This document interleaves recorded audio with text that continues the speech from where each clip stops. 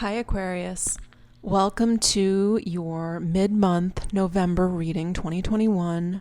This is going to be a general spread again, but if you want a more personalized reading with your specific questions, I'll leave the information in the description box below. Okay, let's get into this. Before I even pulled not a one card, I felt the need to take a breath. Like a really, really intentional deep breath, and releasing. It feels like, a lot of heaviness, a lot of confusion, a lot of stress, it feels like a little bit of in-between energy, it's very appropriate for Scorpio season, a lot of letting go. But this anxiety did come up, and it's beautifully followed right by the positive outcome card. The sun is about to burst through the clouds, and you will soon see things in a different light. Followed again by clarity and visualize the life you want. So there's kind of this, and I think this happens in every hero's journey, right? Where you get to this. It's kind of like surrender, really, is what it feels like to me, because I'm seeing. It's almost like a sponge that needs to be squeezed. It's like it can't take on any more substance, and it feels almost like a need to energetically clear or have a reset. Some of you guys absolutely might be traveling as well, I'm seeing, and it might not even be for long, or you could be moving permanently, but I'm seeing some sort of movement here happening, and it feels like, even if it's temporary, it feels like there's this change of mood that's needed. And I know if you're in the US, there's, Thanksgiving coming up. It can be a little bit anxiety inducing, especially these days. There's a lot of divides. So I'm seeing a little bit of that here. And it's kind of like, how do I navigate through this period of my life? And it feels, again, I'm just reading 15 days, to a point where I'm feeling like necessary boundaries about you, it feels deeply personal, and I feel like you're learning to, it's almost like find your place in the world. You guys there's a uniqueness that, nobody will deny about Aquarius. I have an Aquarius moon. I am extremely quirky. That's a word other people use. I did not adopt it. But I've heard it 1 or 10 times. But what I'm seeing here, though, is a need emotionally just to kind of, I feel like, see things in a different way, and don't expect the worst. Especially, I feel like a lot of things holding you back, holding you down. It could be like a heavy workload. You could be making transitions in your life here. I'm definitely seeing that, because there's this energy of birthing something new here.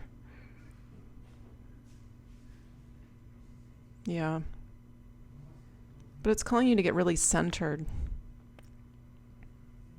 Yeah, there could definitely be a quick trip, even just like an outing with friends, outing with family.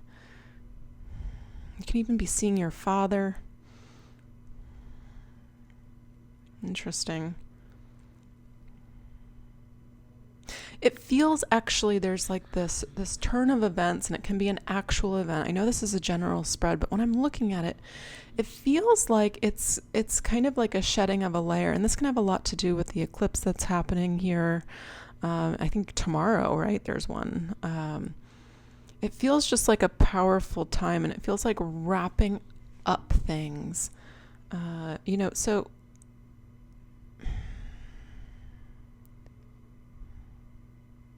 within that energy, it's kind of navigating through a little bit of darkness. How am I going to be able to handle this? Is everything going to kind of fall into place?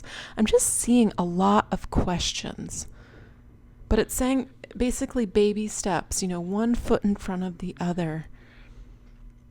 I think it's important to note that I'm not seeing any coupling here. The only thing in here with two people is the Devil card, and it's in the position of your higher self, subconscious.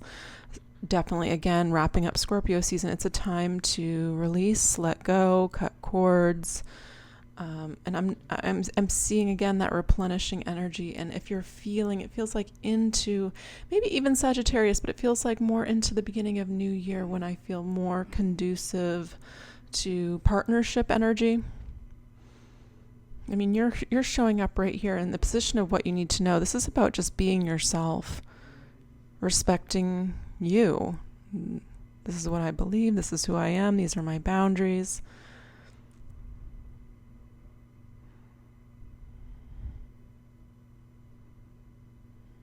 There's definitely a journey for some of you, though. I'm seeing it so clearly.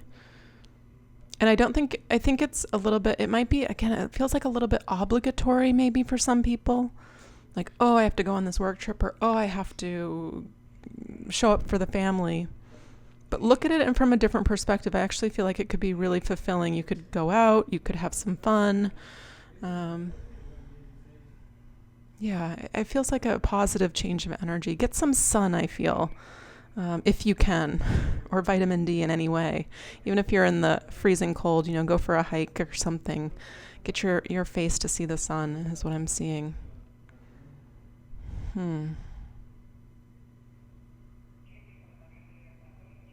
Okay, let me read. Yeah, I already pulled some oracle cards. Let me just read them here. So the first one is the weight of the world. Boundaries, let it go. It's not yours to carry. Again, that's very much an empathic clearing that needs to happen here. And I feel like, especially these days, I feel like you can see a lot of things other people can see. It's almost like you're tuned in on the radio to a different frequency. And it feels like sometimes the wires can get crossed, and it feels like it's hard to communicate. It's like almost speaking a different language, I find sometimes when I talk to people about certain things. It's like, are we in alternate dimensions? This to me, again, is saying, make sure to surround yourself with things, especially right now. And it doesn't mean you have to cut people out, but things that are conducive to your soul. But let me read this. It says, you don't need to carry it all. You're no good to anyone if you're running on empty and bogged down by the weight of the world. This card is a reminder to look after your own well-being before anyone else's, to stop carrying the world's problems on your shoulders, to put on your own oxygen mask first, In these changing times, it's hard not to feel overwhelmed by the state of the planet. However, you can't take on its problems from a place of energetic depletion. This card is thanking you for caring so much. You want to build a better world and ease the road for others, and that's incredible. But the way you've been doing is so likely unsustainable. This isn't to say you should switch off to the world's problems and become unconscious. Rather, it's a call to establish clear boundaries so that you're not constantly taken out energetically. The planet needs you to be healthy, both physically and emotionally. So instead of digesting the news or reading for your phone as soon as you wake up, show up first to a nourishing practice such as meditation, soul inquiry, deep breathing, or exercising in nature. Yeah, exactly what I felt. Once you're in a state of grace and your inner well is full, you can face the day, the state of the world, and care for others. And at the day's end, take an energetic shower by emptying out anything that's not yours to carry. You can pick it up again the next morning, if you so choose, but give yourself time and space to rejuvenate and rest. What are you carrying that isn't even yours? Beautiful card. And as I was shuffling, the bottom of the deck was karmic relationships. It's also, again, talking about soul growth and conflict. And obviously, karmic relationships manifest in many different ways. These are people that walk alongside us for a certain period of time, forever, or, just a moment in time to teach us something, right? Whether we see it as good or bad, it just is. So again, I feel like there's a need not to react too much.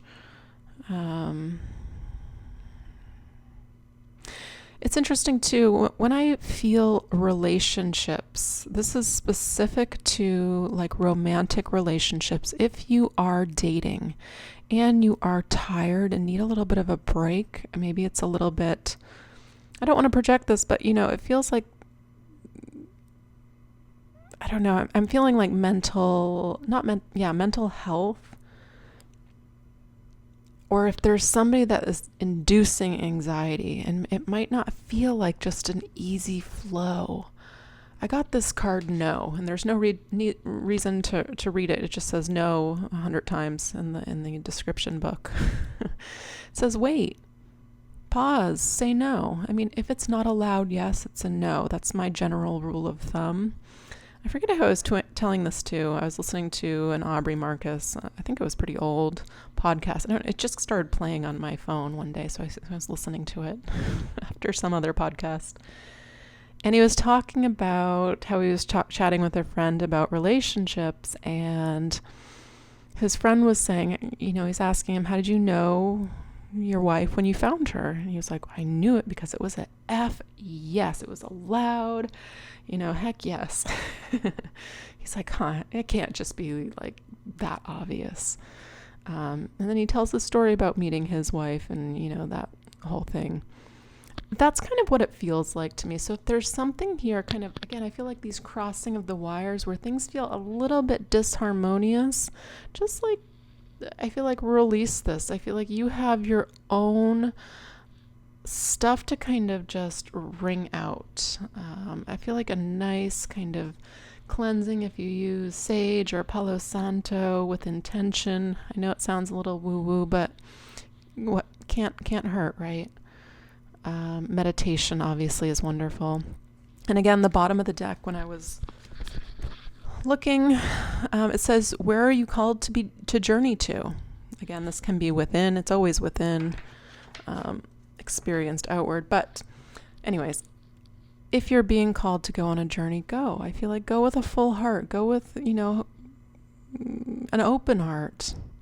Put aside differences, the need to be right or wrong. I know, even saying that, I feel like it can be triggering to some people, but